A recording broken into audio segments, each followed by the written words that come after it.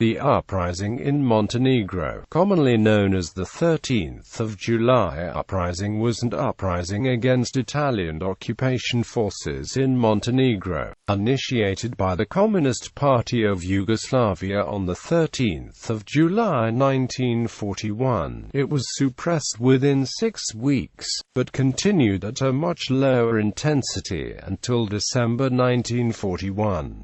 The insurgents were led by a combination of communists and former Royal Yugoslav Army officers from Montenegro. Some of the officers had recently been released from prisoner of war camps following the capture during the invasion of Yugoslavia. The communists managed the organization and provided political commissars, while the insurgent military forces were led by former officers. The entire nation rejected the privileged position offered by its occupiers, rejected the capitulation in order to fight for Yugoslavia, together with Russia. Within 3 weeks of the start of the uprising, the insurgents managed to capture almost all the territory of Montenegro. The Italian troops were forced to retreat to the strongholds in Plejevlja, Nikšić, Cetinje and Podgorica. The main commanders included the former officers Colonel Bajo Stanišić and Major Thordija Lasić, with Captain Pavle Therazic emerging as one of the principal leaders after he distinguished himself during the successful attack he led on Bahrain, alongside communist forces. The counter-offensive by more than 70,000 Italian troops, commanded by General Alessandro Pietro, was assisted by Sanduk Muslim militia and Albanian irregular forces from border areas between Montenegro and Albania, and suppressed the uprising within 6 weeks.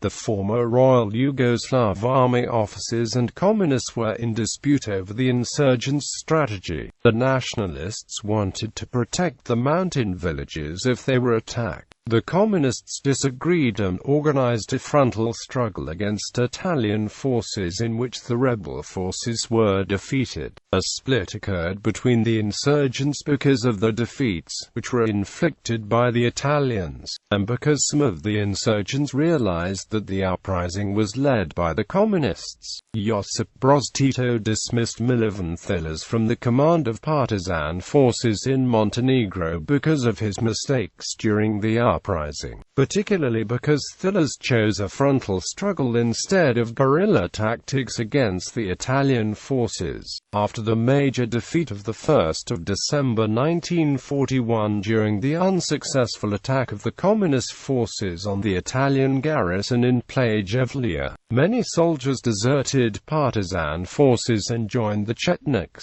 Following this defeat, the communists terrorized the people they perceived as their enemies, which antagonized many in Montenegro. The defeat of the communist forces in Plejevlja, combined with the policy of terror they pursued, were the main reasons for the expansion of the conflict between the communist and nationalist insurgents in Montenegro following the uprising. In the second half of December 1941, nationalist military officers Therazic and Lasić began immobilization of armed units separate from the partisans. In early March 1942, Therazic arranged one of the first collaboration agreements between the Italians and the Chetniks. This agreement was between Therazic and Pietro Biroli, and related to the area of operations of the 19th Infantry Division Venezia. In May 1942, Therazic attacked and defeated the last significant partisan detachment in Montenegro, based on agreements signed by the Italians with Therazic and other Chetnik leaders. The Italian occupation in Montenegro was then effectively reduced to towns, while Chetniks remained in control of the rest of the territory of Montenegro. In the second quarter of 1942, a joint Italian-Chetnik offensive resulted in the withdrawal of the remaining partisan forces from Montenegro. Background: In April 1941, Germany and Italy invaded Montenegro, the Germans from Bosnia and Herzegovina and the Italians from Albania. The Germans later withdrew, leaving the Italians to occupy the area. Due to the collapse of the Yugoslav Army, the general population of Montenegro had easy access to large amounts of military arms and ammunition. By July 1941, the Communist Party of Yugoslavia had over 1,800 members and another 3,000 youth members, located in the area of Montenegro, Kota and the Sandak. Most of these were ready to commence an armed uprising against the Axis powers and the occupying Italians in particular. Grievances mainly related to the expulsion of Montenegrin people from the Kosovo region and Vojvodina, as well as the influx of refugees from other parts of Yugoslavia. Other refugees were fleeing the terror of the Ustases in the regions along the borders with Bosnia and Herzegovina. The Montenegrins also hated the Italians because they had next important food-producing territories around Kosovo and a salt-producing facility at Ulcinj to Albania. This was coupled with the economic damage inflicted by the temporary removal from circulation of Yugoslav banknotes of 500 dinars and more. But the event that triggered the uprising was the proclamation of a restored Kingdom of Montenegro headed by an Italian regent and led by Montenegrin separatist Sekula Drjovic and his supporters, known as Greens.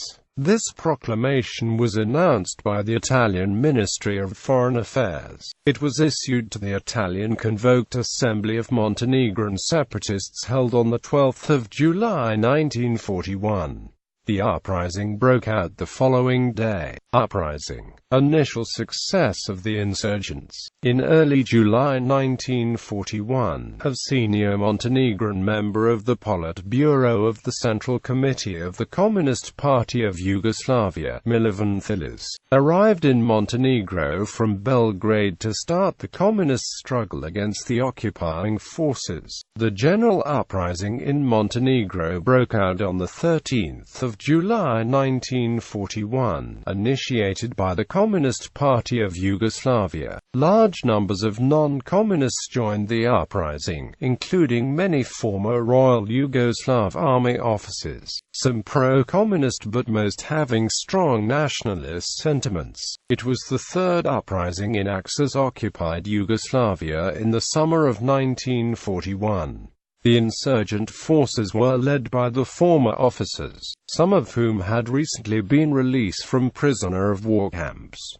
The Communists dealt with the organization and provided political commissars. The insurgents also included large numbers of Serb nationalists known as whites and armed villages. The insurgents seized control of small towns and villages in the early phase of the uprising. On the 14th of July, insurgents attacked Italian gendarmes in Mokovac and soon captured the town. On the 15th of July in Kosili, near Rijeka Krajovica, 2 detachments of 8 insurgents ambushed a convoy of trucks transporting Italian 2 Border Guard battalion from Podgorica. Italian forces were sent to release Cetinje, which was besieged by the insurgents. After 8 hours battle, the insurgents were victorious and killed 70 to 80 Italian soldiers and officers, wounded 260 and captured remaining 440. Insurgents captured several small boats in Verpazar. On the 16th of July they used one of them to transport 46 captured Italian soldiers to Scutari, in exchange for medical supplies and food. On the 17th of July, amidst the worst of the fighting during the successful attack he led on Bahrain, then Captain Pavle Therazic distinguished himself, and emerged as one of the main commanders of the uprising. During the attack on Bahrain, Thurzik fought alongside communist insurgent forces. Thillers attempted to get Stanisic to accept overall command of the uprising, but Stanisic refused. On the 18th of July, Thillers established the Command of People's Liberation Troops of Montenegro, Pakko and Sandak under his own command, with the advice of those former Yugoslav army officers that were willing to fight under communist control. On the 20th of July, insurgents captured by Gelopolja with Italian garrison of 180 soldiers and officers. Within 3 weeks from the start of the uprising, Italian troops were forced to retreat to the strongholds in Plejevlja, Nikšić, Cetinje, and Podgorica. Milovan Thillers and Arso Jovanović were sent from Serbia to coordinate the actions of the insurgents. According to Cavallero, most of the insurgent forces were led by former officers of the Kingdom of Yugoslavia until the end of October 1941. Italian counteroffensive. On the 16th of July 1941, General Cavallero, the commander-in-chief of the Italian army group in Albania, gave order to General Alessandro Pircio Biroli to suppress the uprising at whatever cost. On the 25th of July 1941, Benito Mussolini appointed Biroli, former governor of Ismara, with complete civil and military powers in Montenegro. He believed that force was the only thing the Balkan mentality recognized. That is why he urged for extreme retaliation. On the 5th of August, Biroli issued an order to the population to surrender all firearms, and on the 8th of August, he ordered confiscation of insurgents' property. Biroli commanded the Italian counter-offensive, which was the first offensive of the occupying Axis forces in Yugoslavia. Italian troops consisted of 6 divisions, 2 Black Shirts Legion, 2 combat groups and 2 battalions of border guard. A force of more than 70,000 Italian troops attacked the insurgents, assisted by around 20,000 members of Muslim militia from Sandak, Plav and Guznia, and Albanian irregular forces from border areas who provided flank security. The voluntary from Kosovo, mostly from the region of Thakovica, came to Plav and Guznia to support the Italian counter-offensive. Transfer of 2 Italian divisions to the Eastern Front was cancelled and they were directed against the insurgents in Montenegro. In one of his reports written in August 1941, Biroli explained that the division Venezia advanced from Podgorica to Kolasin and Andrijovica. He reported that this division was supported with Alpini troops and Albanian forces under command of Captain Prank Kali from Vermosh and by forces from Thakovica. Despite fierce resistance of the insurgents, Italian forces managed to reoccupy the region of Kolasin, Andrijovica and Bahrain, and release from captivity 879 Italian soldiers and officers. Italian troops regained control over all towns and communication routes within 6 weeks. Biroli issued the orders to crush the revolt, but directed his forces to avoid acts of revenge and useless cruelty. Nevertheless, in crushing the revolt, dozens of villages were burned, hundreds were killed, and between 10,000 and 20,000 residents were interned. For a while, the Muslim and Albanian irregulars were permitted to pillage and torch villages. After the counter-offensive, Italians did not rebuild the posts in the villages because they were afraid they could again be an easy prey of the insurgents. As a result, most of the rural areas of Montenegro were not reoccupied. This allowed insurgents to obtain easier communication, supply and other activities. Battle of Plejevlja. After the setback caused by the Italian counter-offensive toward the end of 1941, the insurgents recovered and resumed with their activities. On the 1st of December, the partisan forces attacked Plejevlja but failed to capture it and retreated after suffering heavy casualties. Partisan forces counted 203 killed and 269 wounded soldiers. Many partisans deserted the units and joined the Chetniks. Following the defeat in the Battle of Plejevlja, partisans terrorized people, plundered villages and executed captured Italians, party sectarians, and perverts.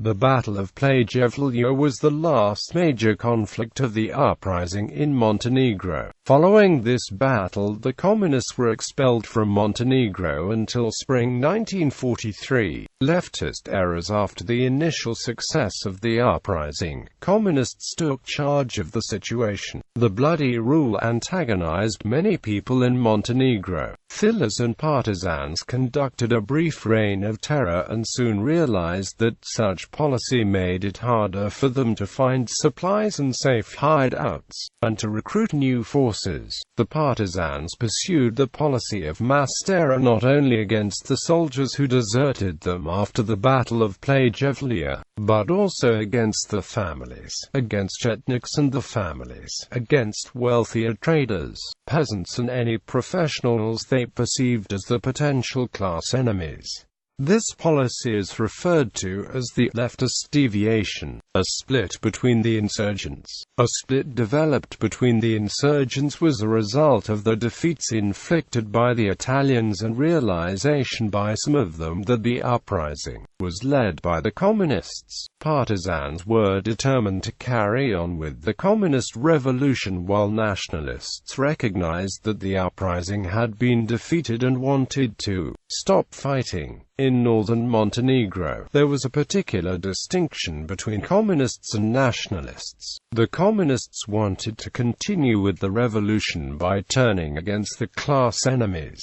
The focus of the Nationalists was to avoid provoking the Italians but to protect the mountain villages if they were attacked. During the autumn, the Nationalists contacted the Italians and offered to assist them to fight the partisans. Subsequently, the Nationalists, including Thurzic, who was popular in his own Vasovic clan of northern Montenegro, withdrew into the hinterland. Most nationalist commanders took neither side in the sporadic clashes between Italian forces and insurgent forces that became increasingly dominated by partisans. There were two main reasons for the expansion of the conflict between the two groups of insurgents: a major defeat of partisan forces during their attack on the Italian garrison in Plejevlja, and terror conducted by Communists. The so-called left deviations. A land without Chetniks was suddenly overwhelmed by Chetniks, largely due to the policy of left deviations, which resulted in a temporary defeat of the partisan movement in Montenegro in 1942.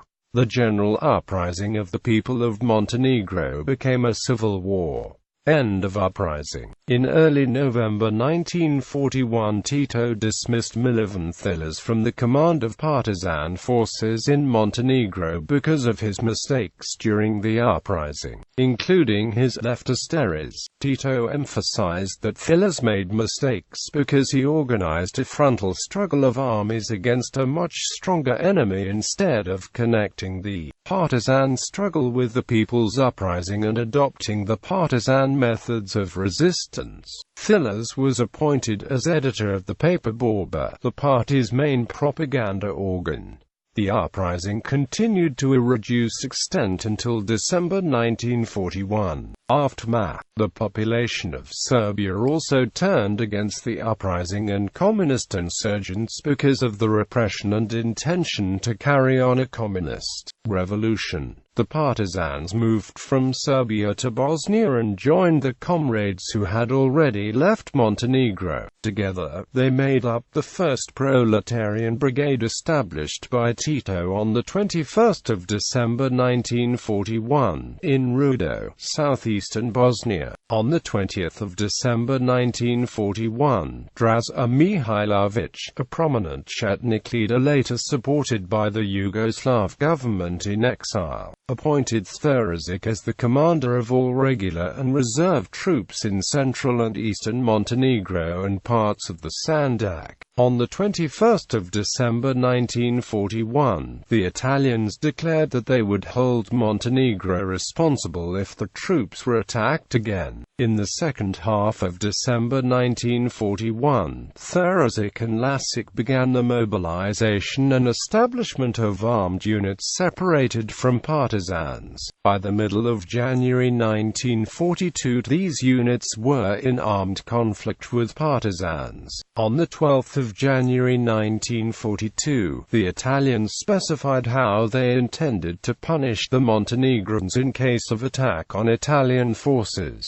50 civilians would be executed for every killed or wounded Italian officer. In the case of regular soldiers, 10 civilians would be killed. Bairoli was proclaimed a war criminal because of the crimes committed by the Italian forces commanded by him in Montenegro. In February 1942, the Italians estimated that there were about 8,000 partisans and 5,000 Chetniks operating in Montenegro. In early March 1942, Thurzic arranged one of the first collaboration agreements between the Italians and the Chetniks. This agreement was with Bairoli, and related to the area of operations of the 19th Infantry Division Venezia. In May 1942, Thurzic attacked and defeated the last significant partisan detachment in Montenegro. Partisan forces were pushed out from most of Montenegro. As they retreated, they pillaged and burned villages that did not support them. The towns remained under Italian occupation while Chetniks were allowed to control the rest of Montenegro. The partisans retreated from Montenegro and joined other partisans in Bosnia. Except for some individuals and small underground units, partisans did not re-enter Montenegro for almost a year. Following the withdrawal of the partisans from Montenegro, the Chetniks repeated the same mistakes the partisans had made, establishing prison camps, conducting show trials and killing indiscriminately. These actions were not just targeted at the remaining communists, but also against the Sandak Muslims. Chetnik massacres of Muslims were perpetrated in particular in the towns of Bijelopolia, Plejevlja and the village of Bukovica. This resulted in the Muslims establishing village militias to defend against both the partisans and Chetniks.